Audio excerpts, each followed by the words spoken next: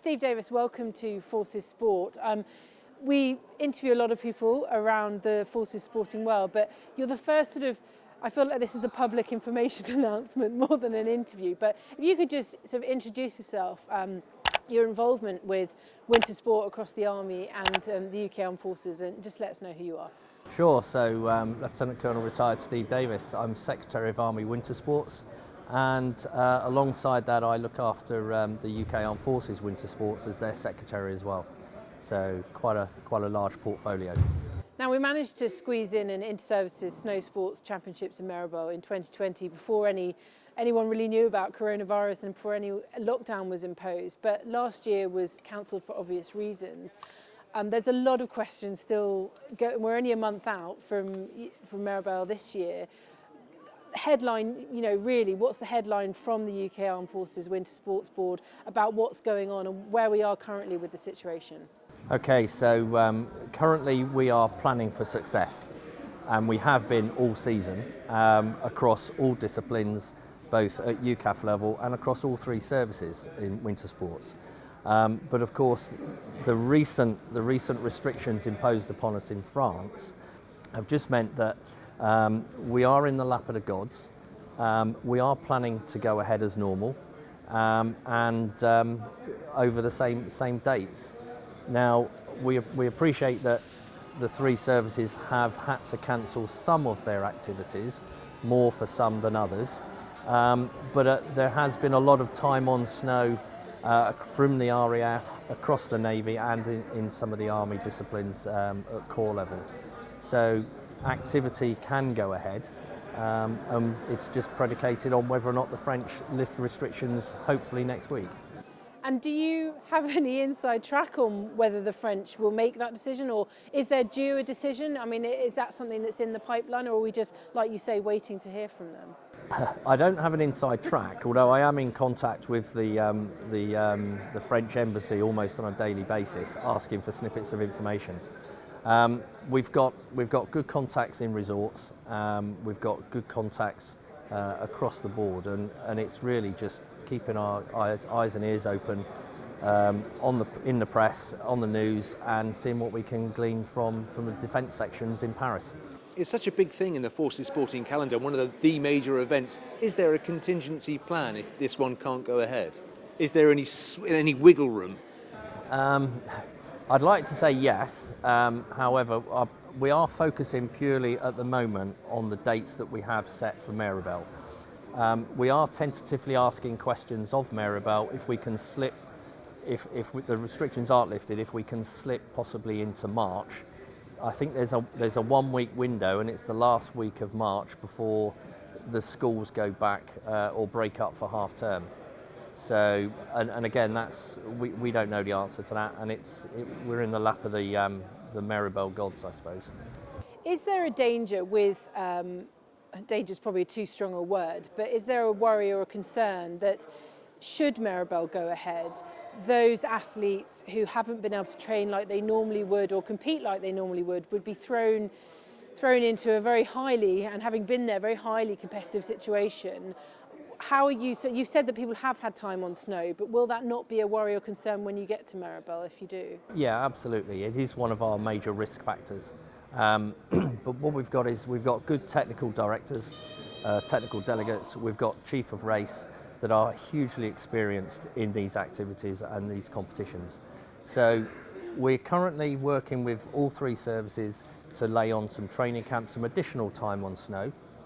I know the RAF have had some time before Christmas. The Army have had a fairly good season at corps level, so a lot of our athletes have had some good time on snow. I think the Royal Navy are probably the team that have had the least amount of time.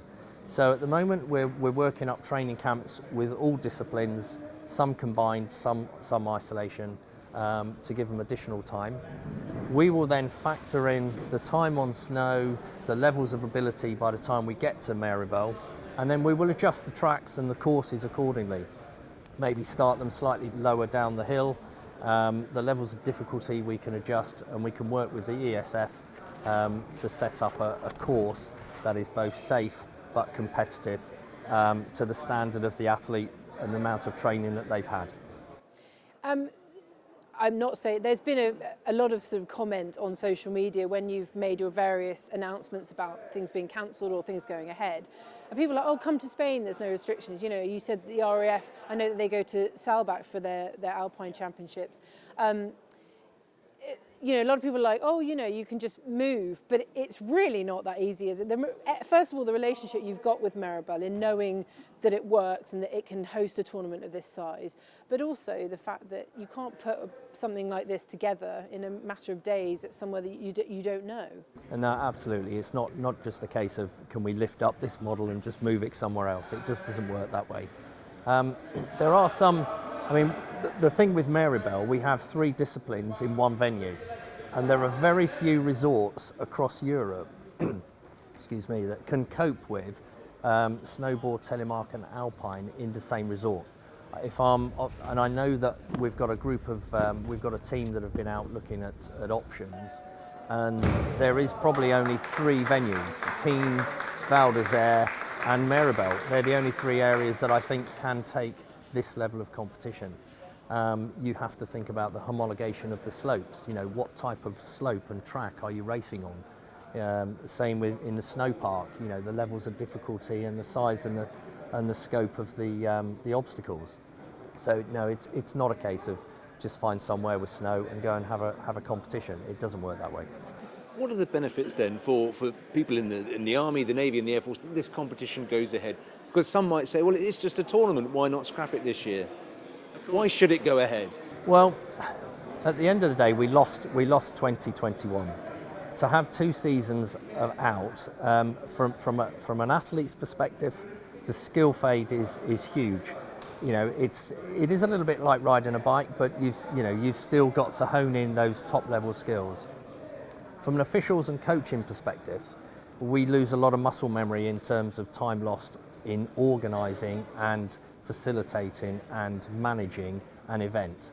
And once you've lost a couple of years of that type of training, it's hugely difficult to try and recoup that training in future years. And of course, with the turnover of troops in the services, some may leave the Army or the Navy or the RAF, you've got to find the new blood coming through. And it just doesn't come through overnight. It takes a couple of years to get to that level of expertise. So to lose 2 years would be disastrous, I think, really, and therefore we're really pushing hard to drive home this year. And is it fair to say that from these competitions that the British Olympic and Paralympic associations are able to take athletes and put them on their pathway? We've had the likes of Jen Kehoe in recent years. Does it help them exposed to competition? Absolutely, at the highest level. And there are examples across all of our disciplines. When you look at the number of Olympic potential athletes that we have coming into the next Winter Olympics, the proof is there. You know, at this level, and of course, we try to get to the Brit Championships every year, and we take alpine teams and we take snowboard teams. So yeah, vitally important. And you've mentioned the athletes and you've mentioned the officials and people like yourself who make these events happen. But of course, it's very important to note that Meribel in particular is a sponsored event. That is, there's no public money involved. And I do think that's important to articulate because people imagine it's, our guys and girls just having fun on public taxpayers' money, but it's not. And the sponsors, of course, have to have an active role in these decisions as well. Absolutely, and without our sponsors, we wouldn't be in Meribel. We would not have an event, and nor would we have Rucksack taking place in Germany. We wouldn't have the Ice Championships in Austria, and same with Cresta in Switzerland. So we are hugely, indebted to our sponsors.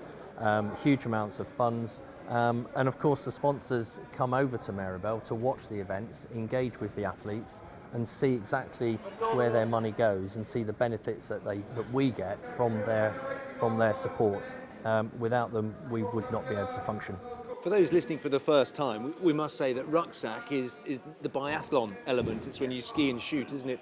How are our very elite biathletes doing this year? Because with an Olympic year just around the corner, people will be interested to know, have we got any military personnel aiming to be part of that GB squad? I think my understanding is there are definitely 2 from an Army perspective. I honestly can't comment from from a RAF and a Navy perspective. But Staff Sergeant Amanda Lightfoot is doing extremely well. I think she's in the last phase of qualifying. And as I understand it, sometime later on this month, the final decisions will be made on who's got the nod. And I'm expecting, from an Army perspective, to have maybe Amanda from a Nordic perspective, and we've got Lamondine and Nick Gleeson from a bobsleigh perspective. And we're hopeful that we could certainly have three going to the Olympics this winter. And regardless of what happens with Meribel, we have got the ice sports. You are in charge of winter sports. We have got the ice sports and rucksack as well to go. And as far as you're concerned, unless things massively change, those are 100% at the moment. Absolutely. So the Nordic and Biathlon Championships at Exercise Rucksack, we're forging ahead, and we see at the moment we see no reason why that shouldn't go ahead. Germany are really supportive, and everything's in place in Ruhpolding.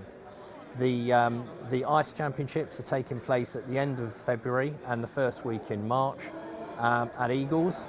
And again, we're fingers crossed that Austria don't make too many adjustments to their restrictions on the 12th of January, and we can forge ahead and have a good inter-service Ice Championships at Eagles. What is it about the military mentality, do you think, that enable them to embrace what are quite quirky sports? I mean, biathlon is an obvious one. You ski and you shoot, but again, bobsleigh. What is it about that force's psyche that draws them to those sports? They're hard and challenging. It's an interesting question, actually. I just don't know. I think people like to look at some diversity in away from the run-of-the-mill sports. They like the adrenaline. I think when you look at the ice sports in particular, the adrenaline rush you get from sliding head first, feet first, or at 70 miles an hour plus, in a two-man bobsleigh. And I've done that, and I can understand the rush.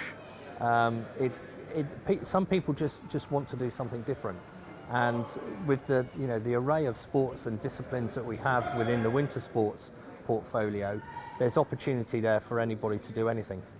Final question then, Steve.